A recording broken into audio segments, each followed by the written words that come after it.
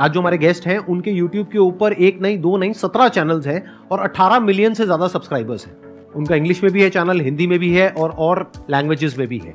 उनके चैनल का नाम है Josh Talks. Please give an energetic and warm welcome Supriya and Shobhit.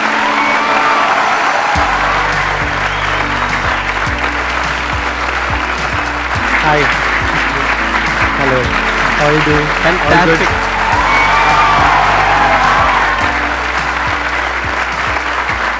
Please have a seat. कितने लोग हैं आप में से जिन्होंने जोश टॉक्स की वीडियोस देखी हैं? सबने देखी है, ऐसा कोई नहीं होगा जिसने नहीं देखी होगी। हाँ। लेकिन एक और इंटरेस्टिंग बात, कितने लोगों ने इनको आज से पहले देखा है? एक ने। तो आज आप देखने वाले हैं और समझने वाले हैं कि जोश टॉक्स के पीछे की जो टीम है, यानी कि जो फाउंडर्स हैं, उनकी क्या विजन थी कि जिस वजह से जोश टॉक्स इस लेवल पे पहुंच पाया जिस लेवल पे आज है।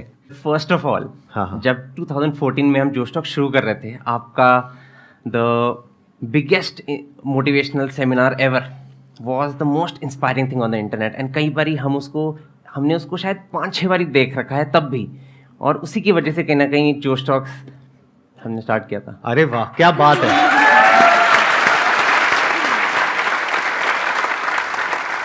और आप दोनों कैसे मिले? तो एक्चुअली हम लोग एक बर्थडे पार्टी पे मिले थे और वहां पे आपका डिस्कशन ये हो रहा था कि हम जोश टॉक शुरू करेंगे। एग्जैक्टली देखो कितने कोई अजीब हो सकते हैं कि बर्थडे पार्टी पे भी दो लोग मिल रहे हैं और यही डिस्कस कर रहे हैं कि हम लोग आई थिंक 20 साल के थे। तो ये क्वेश्चन सबके दिमाग में आता है राइट, कि करियर में आगे क्या करें, प्लेसमेंट्स के लिए बैठे या ना बैठे, खुद का बिजनेस शुरू करें या ना करें। तो हम लोग भी यही डिस्कस कर रहे थे कि सब लोग इतना कंफ्यूज्ड हैं और कोई एक प्लेटफॉर्म नहीं है जो लोगों को डायरेक्शन दे सके। एंड आई थिंक वो 1.5-2 घंटे बस हम एक दूसरे से ही बात करते रहे। उसके बाद काफ़ी सारी कॉन्वर्सेशंस वाइट बोर्ड सेशंस में बदल गई और फिर हमने एक अजीब सा लोगो बनाया पहला हमारा, जो एक्चुअली फ्लेम्स होती थी। तो हमने जोश को लिखा और उसके साथ आग लगा दी। एंड वी सेड कि बस यही करना है। आपको था शुरू से कि आग लगानी है। हाँ, ठीक है। Absolutely. आपने जो अपना ये चैनल शुरू किया था वो इंग्लिश में किया था, लेकिन आज की डेट में हिंदी वाला जो आपका चैनल है वो सबसे बड़ा है। उस पे ज्यादा सब्सक्राइबर्स हैं और इंग्लिश वाले पे कम है कंपैरेटिवली। हमने जब इंग्लिश में शुरू किया वो हमारा स्टार्टिंग पॉइंट था, लेकिन जो हमारी ग्रोथ हुई वो एक्चुअली हिंदी की वजह से हुई। फिर हमने 6 और रीजनल लैंग्वेजेस में लॉन्च किया, तो मराठी, तमिल, तेलुगु, मलयालम, पंजाबी, बंगाली। तो आज की डेट में जोश टॉक्स 10 लैंग्वेजेस में है। मुझे वो दिन याद है जो स्टार्टिंग वाले थे, इतना डर लगता था कि क्या कर रहे हैं, यूट्यूब चैनल बना रहे हो। और तब यूट्यूब बड़ा नहीं था जैसे आज है, तो किसी को समझ नहीं आ रहा। हम घर पे भी बात करो, बोल रहे तुम क्या कर रहे हो, मतलब ये क्या करने की कोशिश कर रहे हो। और जब स्पीकर्स को इनवाइट करना था तो बहुत ही फनी। तो हमारे फर्स्ट स्पीकर जिनको मैंने कोशिश की थी इन्वाइट करने की, वो थे पापा सीजे, जो एक बहुत ही बड़े कॉमेडियन, स्टैंड अप कॉमेडियन है। तो सुप्रिया और मैं क्या करते थे, उनके सारे शोज देख के ना कहाँ पे शोज हो रहे हैं वहां चले जाते थे। अब टिकट लेने के पैसे तो थे नहीं, तो हम क्या करते थे, शो के बाहर वेट करते थे। तो हम 4-5 शोज गए। जो 5वें शो गए ना, वो हो रहा था साइबर हब में, और बाय चांस उस दिन उनका असिस्टेंट नहीं आया था। तो शो के बाद उनको अपना 1-2 बैग खुद उठा के लेके जाने पड़ रहे थे, और सुप्रिया में भाग के गए। हमने एक बैग पकड़ लिया और हमने बोला हम आपको गाड़ी तक ड्रॉप कर देते हैं, हम फैंस हैं। और वो 4 मिनट की वॉक में from the auditorium till dropping him to his car, we convinced him कि आप जोश टॉक्स में आके टॉक। क्या बात है।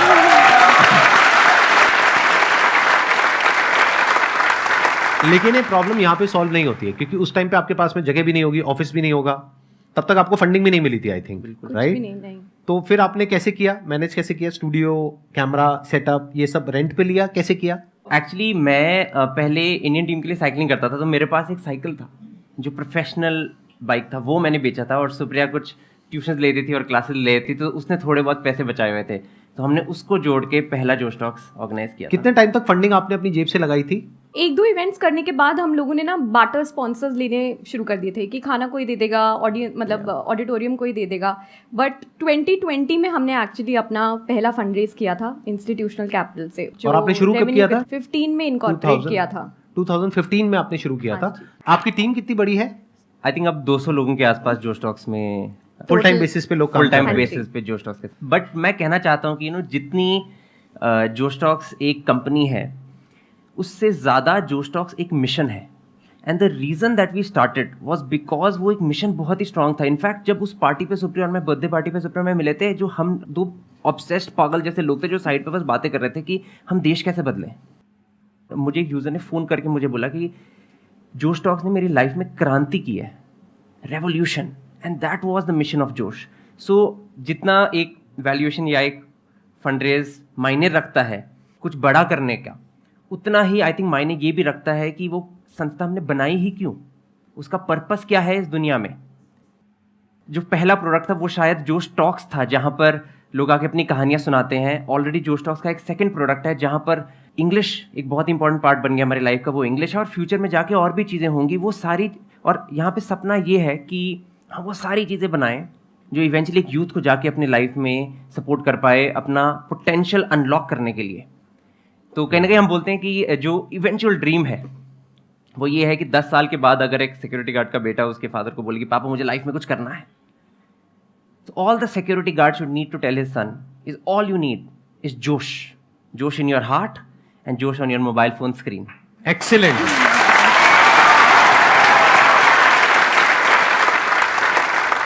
Q&A सेशन शुरू करते हैं। मेरा क्वेश्चन ये है कि जब आपने ये करना स्टार्ट किया तब आपके पास ऑब्वियसली काफ़ी सारी डिफ़िकल्टीज आई होंगी, फेल्यूर्स आए होंगे, तो आपने इस सब से कैसे डील किया? मैं इसको और थोड़ा एक्सटेंड कर देता हूँ क्वेश्चन को कि आपने अपनी पूरी जर्नी में जब तक आपने फंडिंग रेज नहीं करी थी तब तक सबसे बड़ी प्रॉब्लम कौन सी फेस करी? यानी क्या कोई ऐसा पॉइंट आया जब आपको लगा कि अब आगे नहीं हो पाएगा? आई थिंक आज भी वो पॉइंट्स आते हैं। तो ये ना बोलना कि सिर्फ पहले वाले दिनों में फेलियर होता है, आई थिंक हर रोज़ अगर आप एक बिजनेस चला रहे हैं रोज़ उतार चढ़ाव होते हैं और फेलियर तो बार बार ही आता है, बट वो फेलियर से डील करने की क्षमता बढ़ जाती है ओवर टाइम। बट जो पहला आई थिंक हमारा जो फेलियर था ना, जिसमें मतलब रोने निकल गए थे, वो था जब हम लोग लीप कर रहे थे 2016 में जो त्यागराज स्टेडियम में था। हमें ना कोई ढंग के स्पॉन्सर्स मिल नहीं रहे थे, एंड जो स्पॉन्सर्स थे वो उन्होंने बैकआउट कर लिया 2-3 हफ्ते पहले, और हमारा पूरा इवेंट का लगभग खर्चा था 35-40 लाख रुपए। हमारे बैंक अकाउंट में शायद बचे थे 8 लाख रुपए। हमारे पास प्रोडक्शन वाले को देने तक के पैसे नहीं थे। तब हमने एक हफ्ते पहले तक हम सोच रहे थे कि चलो इसको कैंसिल करते हैं। फिर हमारे एक दोस्त हैं, हम उनको ब्रेकफास्ट पे मिले, उन्होंने बोला कुछ भी हो जाए ये इवेंट तो करना ही करना है। फिर हमने काफ़ी इंटरेस्टिंग चीज़ें करी, बट बेसिकली हमने क्या किया कि चलो स्पॉन्सर्स नहीं आ रहे तो खाने का मेला लगा देते हैं, लोगों को फूड स्टॉल्स बेचते हैं। 60-70 फूड स्टॉल लगे हुए थे, बिकॉज हम लोग 20-20, 40-40 हज़ार जुटा के वो कॉस्ट पूरी करने की कोशिश कर रहे थे। बट आई थिंक एक चीज़ जो उससे ना उस पूरे दौरान मुझे एक बहुत बड़ी रियलाइजेशन हुई कि अगर आप किसी से मदद मांगो ना तो एक्चुअली लोग आपको मदद करते हैं। जो हमारे उस टाइम पे प्रोडक्शन वाले पूरा सेटअप था, उन्होंने आज तक हमसे पैसे नहीं लिए, बिकॉज जब उन्होंने जोश टॉक्स को देखा, जब वो वहाँ आए, उन्होंने ये एक्सपीरियंस किया, उन्होंने बोला कुछ नहीं होता, ये इट्स लाइक कि मैंने ज़िंदगी में कुछ अच्छा कर लिया and this is it for me.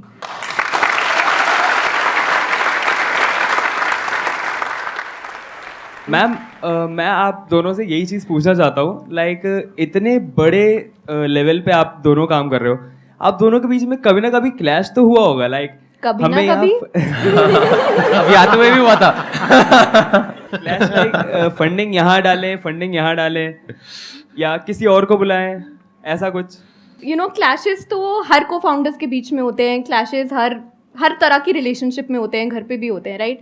But I think जब आपका पर्पस आपके उस क्लैश से ज़्यादा बड़ा हो, जब आपको पता है कि आप किसी मिशन पे काम कर रहे हैं, आपको अपना एंड गोल दिख रहा हो कि हम दोनों उसी रास्ते में चल रहे हैं, तो आई थिंक कि आप चीज़ों को रैशनलाइज करना शुरू कर देते हैं।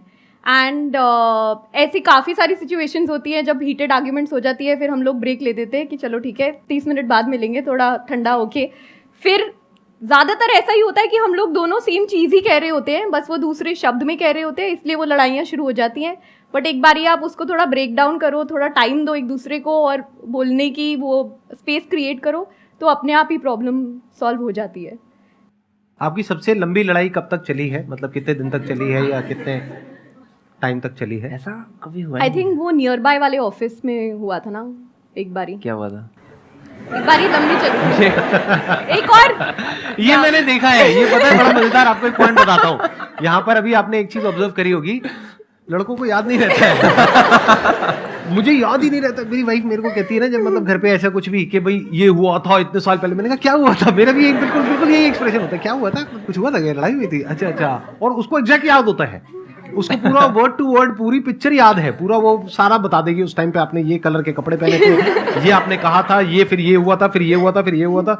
मैंने कहा अच्छा जी हुआ होगा, आप कह रहे हो तो सही होगा। हाँ, एनी हाउ आप लोगों ने ऐसा भी कुछ किया होगा कि अपना काम डिवाइड कर रखा होगा, अपना अपना डिपार्टमेंट अलग अलग डिवाइड किया होगा ताकि कॉन्फ्लिक्ट होने के चांसेस ही कम हो। ऐसा कुछ किया आप लोगों ने, या एक ही डिपार्टमेंट को आप दोनों हैंडल करते हैं?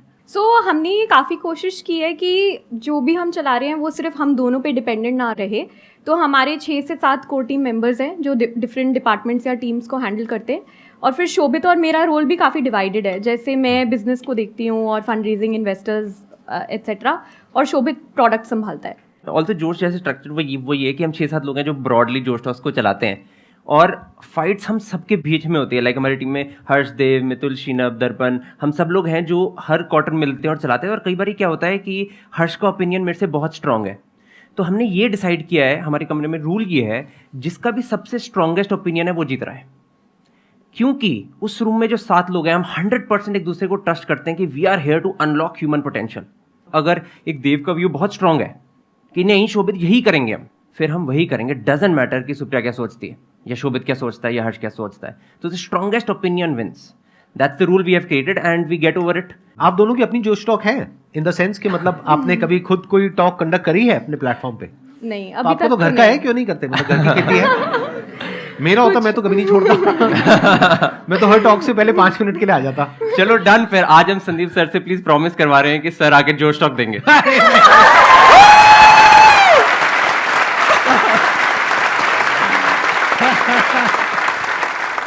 मेरी प्रॉब्लम क्या है मैं बता देता हूँ, मैं क्यों नहीं जाता हूँ। क्योंकि आप में से कुछ लोगों को लगता भी होगा कि मैं कहीं जाता क्यों नहीं हूँ। उसके पीछे रीजन है कि मेरे को हर तरह के लोग हर जगह से अप्रोच कर रहे हैं। तो अगर मैं किसी भी एक भी जगह जाता हूँ तो बाकी लोग बुरा मान जाएंगे कि आप यहां क्यों नहीं आते हो।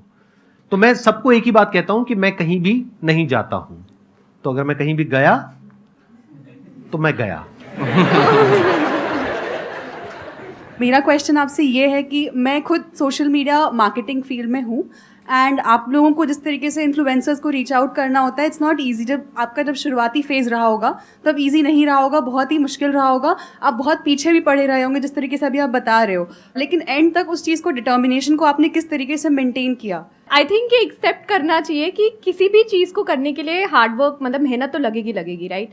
तो ऐसा नहीं है कि पहले हमारे लिए डिफिकल्ट था और आज आसान है, सब लोग आ रहे हैं जोश टॉक्स पे और बहुत इजी हो गया है। पर्सनली जो हमने तब करी थी और जो हम करते आ रहे हैं फॉर इन्विटेशंस और लोगों को लाने के लिए, स्पेशली बिकॉज आपका ये फील्ड है, इसकी आप उन पे ना अटके रहिए, उनके नेटवर्क को मैप करिए। ठीक है कि अगर चलो मैं संदीप जी का एग्जाम्पल देती हूँ, बट अब हमको पता है संदीप जी की वाइफ कौन है, राइट, वो क्या करती हैं, वो कहाँ काम करती हैं, क्या हम उनको रीच आउट कर सकते हैं कि प्लीज़ जब आप घर पे डिनर खा रहे होगे तो एक बारी बोल देना उनको, जोश टॉक्स दे दे।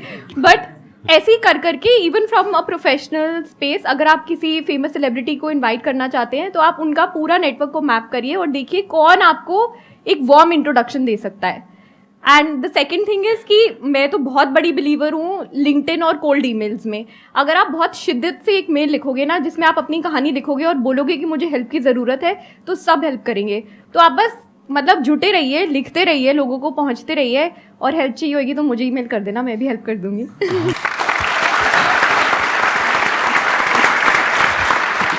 देखो मैं यहाँ पे थोड़ा सा ऐड करता हूँ कि क्या आसान होता है और क्या मुश्किल होता है। अगर आप प्रैक्टिकली रियलिस्टिकली चलोगे तो सब कुछ आसान है।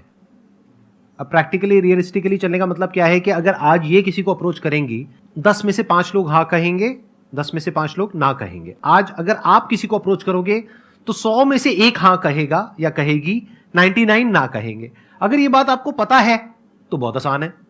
100 ईमेल भेजने में क्या देर लगती है? कितनी देर लगती है मुझे बताओ? एक ही तो ईमेल है, वही तो कंटेंट है, बस उसमें नाम ही तो चेंज हो रहा है। 1 घंटा, 2 घंटा, 3 घंटा, 4 घंटा, इतना तो आप इंस्टाग्राम पे डेली टाइम पास करते हो रील्स देख करके। सही कह रहा हूं, गलत कह रहा हूं? तो क्या गया आपका? कुछ भी नहीं, 4 घंटे तो लगे। तो अगर आपको पहले से पता है तो आसान है। हाँ, अगर नहीं पता है तो बहुत मुश्किल है। जैसे फॉर एग्जाम्पल आप यहां से दिल्ली से कहीं जा रहे हो, आपको पहले से पता है कि ये जो डिस्टेंस है ये 300 किलोमीटर है, तो बहुत आसान है। बट अगर आपको पता ही नहीं है कि वो कितना किलोमीटर है, तो हर 1-1, 2-2 किलोमीटर पे जाकर के आप रुक जाओगे। अरे आया नहीं, ये क्या हुआ, हम इतना दूर आ गए, हम 50 किलोमीटर आ गए, अभी तक नहीं आया। तो अगर आपके जो गोल्स हैं वो रियलिस्टिक हैं, प्रैक्टिकल हैं, तो सब कुछ आसान है। फिर अपने माइंड में आप बिठा सकते हो कि 100 ईमेल्स भेजना आसान है। जब मैं आसान है बोलता हूं, मैं ये नहीं बोलता कि आपने एक को भेजा और एक से रिस्पॉन्स आना आसान है, नहीं। 100 ईमेल्स भेजना आसान है, 100 पे भी रिस्पॉन्स नहीं आए तो 100 और ईमेल्स भेजना आसान है। और जब एक दो को आप अप्रोच कर लेते हो ना, तो धीरे धीरे एक नेटवर्क बनने लग जाता है। आज जैसे हमारा एक तरह का एक नेटवर्क बन गया है कि आज मेरे शो में जो भी लोग आए हैं, अगर उनमें से किसी की भी कॉन्टैक्ट डिटेल इनको चाहिए तो ये हमसे ले लेंगे, हमें किसी की कॉन्टैक्ट डिटेल चाहिए होगी तो हम इनसे ले लेंगे। तो बेसिकली एक नेटवर्क बन जाता है। जब आप किसी से मिलते हैं या आप उनसे कोई हेल्प लेते हैं तो आपको हमेशा दिमाग में ये ज़रूरी है रखना कि मैं उनकी कैसी हेल्प कर सकता हूँ या कर सकती हूँ, या मैं उनकी सहायता कैसे कर सकता हूँ। तभी एक रिलेशनशिप बनती है जो over a period of time last कर पाती है। ये नहीं है, क्या होता है ना, कभी कभी लाइक अभी काफ़ी लोग हम लोगों को भी मेल लिखते हैं, वो हमेशा होता है कि वो बस बिना किसी ऑब्जेक्टिव की हेल्प मांग रहे हैं या बिना किसी ऑब्जेक्टिव की चीज़ें मांगी जा रही हैं, तो उससे काम नहीं चलता। आप थोड़ा लाइक एक वेल डिफाइंड क्वेश्चन पूछो तो लोग आपको आंसर करेंगे। और हमेशा ये दिमाग में रखो कि इस रिलेशनशिप में मैं क्या वैल्यू ऐड कर सकती हूँ, इसको मैं क्या कैसे ग्रो कर सकती हूँ। Because at the end of the day everyone is just about relationships. जितना आप रिलेशनशिप को ग्रो करोगे उतनी ही सबकी तरक्की होगी। मैम मेरा क्वेश्चन आपसे है, तो मैंने खुद का अपना इंस्टीट्यूट स्टार्ट किया है अभी। स्टार्टअप में मेरा बिजनेस पार्टनर, मेरा जो पार्टनर है वो मेरा ब्रदर ही है। बट एक्चुअली होता क्या है कि सब जैसे आसपास के जो लोग होते हैं वो देखकर ये कहते हैं ये तो बहुत छोटी है, हाइट में छोटी है, ये वो, मतलब बहुत कुछ ऐसा होता है, सुनने को मिलता है। बट ये कुछ नहीं है, तो बहुत ज़्यादा ना डिप्रेस, मतलब ऐसा होता है कि कई बार हम सोचते हैं कि नहीं, इसको बंद कर देना चाहिए। इस फियर को हम ख़त्म कैसे करें, ये मैं जानना चाहती हूँ। मैं यहाँ पे आपका पॉइंट एड्रेस कर रहा हूँ कि आप हाइट में छोटे हो, ये है वो है। तो हम ना एक मीटिंग में गए थे और ये फेसबुक के ऑफिस में मीटिंग थी। व्हाट्सएप के सीईओ इंडिया आए थे और उन्होंने कुछ इनवाइट किए थे कुछ लोगों को जो अच्छा चला रहे हैं, व्हाट्सएप फेसबुक अच्छे से यूज़ कर रहे हैं। तो वहाँ पे बहुत सारे लोग थे फैंसी कपड़ों में, ये सारा कुछ। और वहाँ पे सुप्रिया और मैं भी गए और मैं साइड में बैठा था। मेरे को डर लग रहा था, इतने बड़े बड़े लोग हैं कमरे में। सब लोगों ने को कुछ बताना था थैंक यू करने के लिए व्हाट्सएप के बारे में या उनको बताना कैसे यूज़ कर रहे हैं। सब ने बोला और फिर एक बारी ना सुप्रिया की टर्न आई बोलने के लिए। सुप्रिया ने शायद 1.5 मिनट के लिए बोला सिर्फ, बट उस बात में इतनी डेप्थ थी, इलोक्वेंस थी कि उस व्हाट्सएप ने फिर इनवाइट किया सुप्रिया को मिलने के लिए। तो अगर आप में डेप्थ है ना, आप किसी की टेंशन मत करो, आप अपने आप पे फोकस करो, अपनी डेप्थ बनाओ और अपने आप को कॉन्फिडेंस करो कि आप कर सकते हो। जब टाइम आएगा ना, दुनिया देखेगी। आप कोई भी काम करेंगे ना तो क्रिटिसिज्म तो आपको मिलेगी। लोग बोलते हैं छोटे हैं, मैंने आज 4.5 इंच की हील्स पहनी हुई हैं। अगर उनको यही दिखाना है कि हाइट पे मैच करने से मतलब आपका जोश मैच हो जाएगा तो हम वो भी कर लेंगे। तो आप हमेशा अगर कोई आपको क्रिटिसाइज कर रहा है ना, उसको आप फेस वैल्यू पे लो। उनके अंदर की इनसिक्योरिटीज़ हैं जो वो आप में कमी निकालने की कोशिश कर रहे हैं, और ये हमेशा होता है। अभी तो आपने अपना बिजनेस शुरू करा है, जब आप इन्वेस्टर से पैसे मांगने जाओगे एज अ फीमेल तब भी आपको प्रॉब्लम होगी। फिर आपके पेरेंट्स बोलेंगे आप शादी कर लो, शादी के बाद बोलेंगे बच्चा कर लो। तो हमेशा ये प्रॉब्लम्स तो अब बढ़ने वाली हैं, तो इसको एक्सेप्ट कर लेते हैं और बस आप जुटे रहो। किसी भी बिजनेस को सक्सेसफुल होने में 7 से 8 साल लगते हैं ताकि वो सस्टेनेबल हो। अपने आप में बस बिलीफ रखना है। अगर आपको सेल्फ डाउट हो जाएगा ना तो आप आगे नहीं बढ़ पाओगे। बस जुटे रहो एंड मतलब सब कुछ आसान है।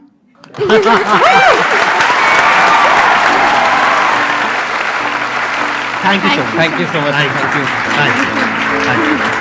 Thank you so much.